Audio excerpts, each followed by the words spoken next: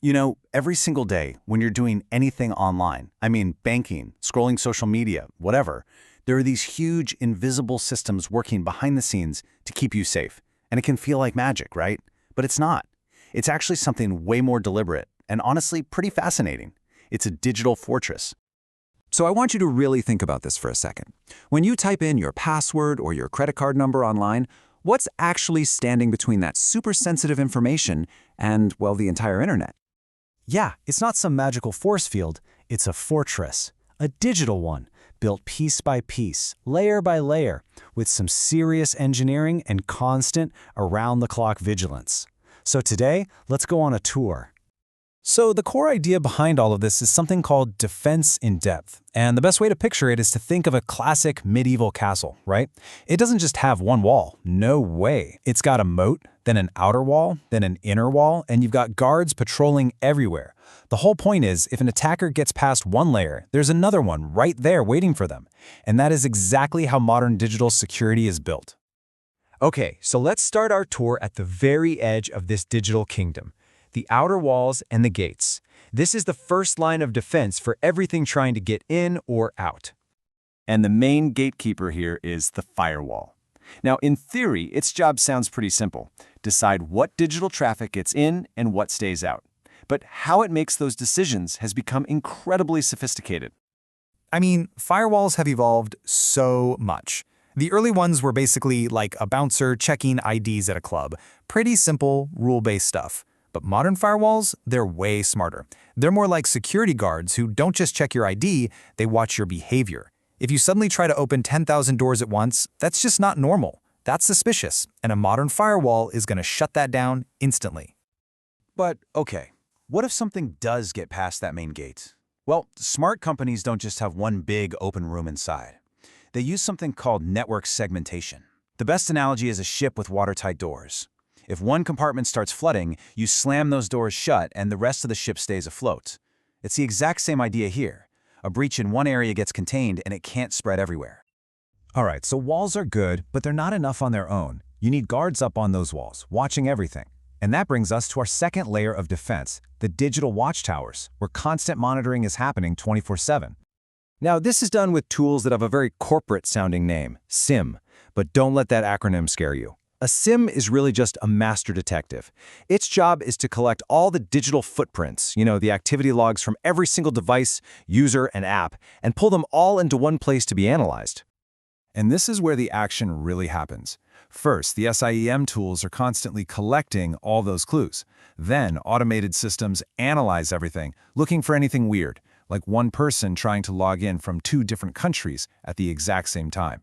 If something looks fishy, it sends an alert to a team of real human analysts in a security operations center or a SOC. And from there, that team can respond by investigating and shutting down the threat. It's just this constant cycle of watchfulness. So the perimeter is secure, the watchtowers are manned. But, a lot of the time, the biggest risk doesn't even come from the outside. It comes from within. It all boils down to a simple question. Who holds the keys to the kingdom? And the guiding rule here is just so simple and so smart. Never give anyone more access than they absolutely need to do their job. It's called the principle of least privilege. I mean, think about it. You wouldn't give every single employee in a company a master key to every single door, right? The same logic applies in the digital world. Let's take a hospital nurse, for example. Of course, they need access to their patients' medical records, but they have absolutely no business being in the hospital's financial billing system. Or look at a software developer. They need to be able to update the application's code, but they should never be able to just browse through sensitive customer data. It's all about giving people the right key for the right door and nothing more. And just to be extra sure that the right person is using that key, companies add another lock on the door, multi-factor authentication, or MFA. This is the same thing you use every day. When you log into your email and it sends that little code to your phone, that's it. So even if a thief somehow steals your password, they're still stuck. They can't get in without that second piece of the puzzle.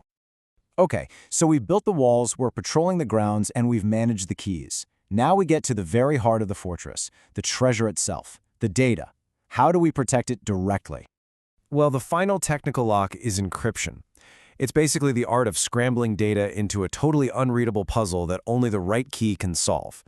And this happens in 2 key places: in transit, which protects your data as it's flying across the internet. That's the little padlock icon you see in your browser.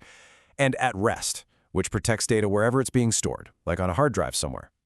And honestly, this is the perfect way to think about it. With really strong encryption, a hacker could get past every single other defense, they could physically steal the server itself, and it would be completely useless to them. They've just stolen a locked safe they have absolutely no way of opening. So we've covered firewalls, monitoring, access controls, encryption. It really sounds like an impenetrable fortress, doesn't it?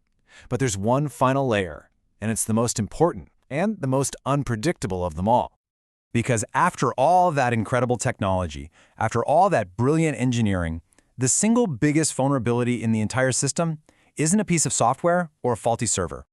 It's us, people. We're the ones who click on links we shouldn't, we reuse passwords, we fall for those clever phishing emails. So often, the human element is the weakest link in the entire security chain. And that's exactly why companies now invest just as much in their people as they do in their tech. They're trying to build what they call a human firewall. They do things like run fake phishing attacks to see who clicks.